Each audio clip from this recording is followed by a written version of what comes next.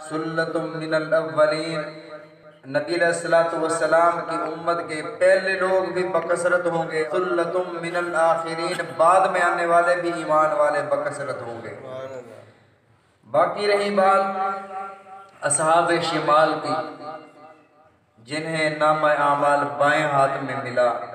فرمایا وہ قیامت کے دن جو ان کی حسرت کا عالم ہوگا، وہ بھی اللہ رب العزت نے ارشاد فرما دیا کہ جب نامہ اعمال ان کے بائیں ہاتھ میں ملے گا، فَأَمَّا مَنْ أُوتِيَ كِتَابَهُ بِشِمَالِهِ فَيَقُولُ يَا لَيْتَنِي لَمْ أُوتَ كِتَابِيَهْ، کہے گا کاش کہ مجھے یہ نامہ اعمال نہ ملتا، وَلَمْ أَدْرِ مَا حِسَابِيَهْ، مجھے نہیں پتا کہ میرا کیا حساب و کتاب ہوگا، میرے ساتھ کیا ہونے والا ہے، ابھی تو نامہ اعمال بائیں ہاتھ میں ملا ہے۔ یہ اصحاب شمال، اصحاب شمال کو اللہ نے ارشاد فرمایا اصحاب الشمال، یہ بائیں والے، ما اصحاب الشمال، کیا ہی برے ہیں بائیں والی، فی سموم و حمیم، یہ آگ جیسی گرم ہوا۔ آپ نے دیکھا ہوگا گرمیوں میں جب ہم کسی سواری پر جا رہے ہوں تو ہوا جب منہ کو لگتی ہے تو منہ جلا کے رکھ دیتی ہے، یہ تو دنیا کی گرم ہوا ہے، آخرت کی جو جہنم سے ہو کر آئے گرم ہوا وہ کیسی ہوگی؟ فرمایا فی سموم، جس کو اللہ آگ والی ہوا فرما رہے ہیں، وہ ہوا، اس لیے گرم علاقوں کے لوگ اپنی گردنوں کے اوپر کپڑا لپیٹ کے رکھتے ہیں کہ یہ ہوا، گرم ہوا پٹھوں کو مار دیتی ہے، گردن کے پٹھوں کو جب مار دی ہے تو انسان مر جاتا ہے۔ تو فرمایا کہ وہ ایسی گرم ہوا ہوگی مارنے والی، لیکن موت تو ہے نہیں، موت تو پہلے مر چکی ہے۔ فرمایا وحمیم، اور انہیں پینے کے لیے کھولتا ہوا پانی دیا جائے گا، وَظِلٍّ مِّن يَحْمُومٍ، اور ان پر سایہ دھوئیں کا ہوگا۔ ویسے سایہ آرام دہ ہوتا ہے، دھوئیں کا سایہ، گرم بھی ہو دھواں بھی ہو۔ سورہ مرسلات میں اللہ رب العزت نے اس کو مزید تفصیل سے ارشاد فرمایا، اس کی چنگاریاں اتنی بڑی ہیں، اِنَّهَا تَرْمِي بِشَرَرٍ كَالْقَصْرِ، جیسے محلات ہوتے ہیں، محلات جیسے بڑے بڑے ہوتے ہیں، ایسے اس کی بڑی بڑی چنگاریاں ہوں گی۔ فرمایا کہ وہ ایسا دھواں ہوگا جہنم کا، کالا دھواں، لا بارد، اس کے سائے میں کوئی ٹھنڈک نہیں ہوگی، ولا کریم، اور نہ اس کے لیے کوئی راحت بخش ہوگا۔ ولا کریم یہ عرب کا محاورہ ہے، عرب میں جب کسی کی برائی، برا وصف بیان کرنا ہو، پھر وہ برا وصف بیان کرنے کے بعد عرب یوں کہتے ہیں ولا کریم، اس میں کوئی خیر ہی نہیں ہے، تو اللہ رب العزت نے وہی محاورہ ارشاد فرمایا ولا کریم، اس دھوئیں میں کوئی خیر ہی نہیں ہوگی، کوئی راحت ہی نہیں ہوگی۔ انہم کانوا قبل ذالک مترفین، یہی وہ لوگ تھے جو دنیا میں آسودہ حال تھے، مالدار تھے، لیکن اس مالداری میں، اس آسودہ حالی میں،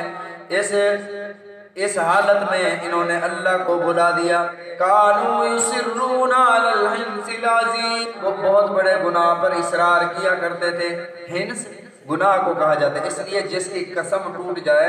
اسے حانث کہا جاتا ہے۔ حانث یعنی جس نے اللہ کی قسم کھائی پھر اس کے خلاف کام کر لیا تو یہ حانث ہو گیا۔ یہ عام طور پر بولا جاتا ہے کہ فلاں اپنی قسم سے حانث ہو گیا، تو حانث کا مطلب اب قسم توڑ دینا، گناہگار ہو جانا۔ حنث عظیم، سب سے بڑا گناہ شرک ہے، سب سے بڑا گناہ کفر ہے۔ حضرت عبداللہ ابن مسعود رضی اللہ تعالیٰ عنہ نبی علیہ السلام سے سوال کرتے ہیں، یا رسول اللہ صلی اللہ علیہ وسلم، ای ذنب اعظم، سب سے بڑا گناہ کون سا ہے؟ اللہ کے نبی صلی اللہ علیہ وسلم نے ارشاد فرمایا، جس رب نے تمہیں پیدا کیا اس رب کے ساتھ کسی کو شریک ٹھہرا دو، یہ سب سے بڑا جرم ہے، سب سے بڑا گناہ ہے۔ فرمایا کہ یہ بڑے گناہوں پر اصرار کرنے والے تھے۔ وَقَالُوا يَقُولُونَ أَإِذَا مِتْنَا، دوسرا یہ کہتے تھے أَإِذَا مِتْنَا وَكُنَّا تُرَابًا، جب ہم مر جائیں گے، ہم مٹی میں رل مل جائیں گے، ہم مٹی ہو جائیں گے، وَإِذَا ہماری ہڈیاں بکھر جائیں گی، أَإِنَّا لَمَبْعُوثُونَ، ہم دوبارہ زندہ کیے جائیں گے، آباؤنا الاولون، ہمیں صرف دوبارہ زندہ کیا جائے گا یا ہمارے آباء کو بھی دوبارہ زندہ کیا جائے گا؟ اللہ فرماتے ہیں اے میرے محبوب صلی اللہ علیہ وسلم، آپ ان سے فرما دیں ان الاولین والآخرین، اولین بھی اٹھائے جائیں گے، آخرین بھی اٹھائے جائیں گے، لمجموعون، سارے کے سارے جمع کیے جاؤ گے، الی میقات یوم معلوم، اس مقرر دن کی طرف، ثم انکم ایھا الضالون المکذبون، بے شک تم گمراہی کی طرف جا رہے ہو اے مکذبو، اے جھٹلانے والو، لآکلون من شجر من زقوم، فرمایا ان کا کھانا جہنم میں کیا ہوگا، لآکلون یہ کھانے والے ہوں گے، من شجر اس درخت سے، من زقوم جو زقوم کا درخت ہے، جو تھور کا درخت ہے، وہ کڑوا درخت ہے، وہ نہ نگلا جاتا ہے نہ کھایا جاتا ہے نہ اس سے پیٹ بھرتا ہے، فرمایا وہ درخت تھور کا درخت انہیں کھانے کے لیے دیا جائے گا، فمالئون منہ البطون، اسی درخت سے اسی پھل سے یہ اپنے پیٹ بھریں گے، فشاربون علیہ من الحمیم، دنیا میں نوالا اٹک جائے تو اوپر سے ٹھنڈا پانی پی لیا جاتا ہے، فرمایا وہاں ٹھنڈا پانی میسر نہیں، فشاربون علیہ من الحمیم، ان کو پینے کے لیے گرم اور کھولتا ہوا پانی دیا جائے گا، فشاربون شرب الہیم، ان کے پانی پینے کی حالت یہ ہوگی، کئی دنوں کا پیاسا اونٹ پانی پر ٹوٹ پڑتا ہے جسے استسقاء کی بیماری ہوتی ہے، فرمایا اس اونٹ کی طرح اس گرم پانی پر یہ ٹوٹ پڑیں گے، پھر جب یہ پانی پئیں گے فقطع ماءہم، ان کی آنتیں کٹ کر باہر آ گریں گی، ھذا نزلہم یوم الدین، اللہ فرمائیں گے یہ تمہاری مہمانی ہے قیامت کے دن کی مہمانی، یہ بھی ایک محاورہ ہے، حالانکہ عذاب کو مہمانی تو نہیں کہا جاتا، عرب لوگ اشعار پڑھا کرتے تھے اور یوں کہتے کہ جو بھی اپنے لاؤ لشکر کے ساتھ فوج کے ساتھ ہم پر چڑھائی کرے گا ہم اس کی تیروں اور تلواروں کے ساتھ مہمان نوازی کریں گے، یہ اپنے اشعار میں یوں کہا کرتے تھے، تو اللہ رب العزت نے یہ ارشاد فرمایا جو شرک اور کفر لے کر آئے گا ہم جہنم کے عذاب کے ساتھ اس کی مہمان نوازی کریں گے، فرمایا ھذا نزلہم،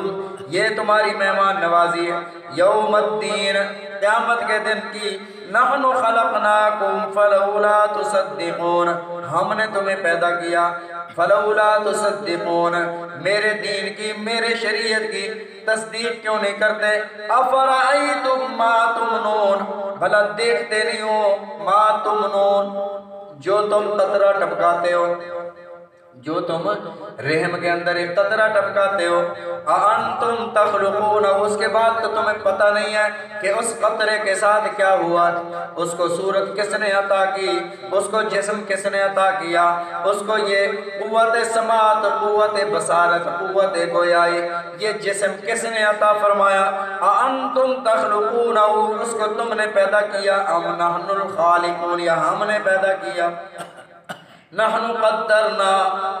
سورہ قیامہ میں اللہ رب العزت نے ارشاد فرمایا ایحسب الانسان ان یترک سدی، کیا انسان یہ گمان کرتا ہے اسے بیکار چھوڑ دیا گیا ہے، الم یکن نطفۃ من منی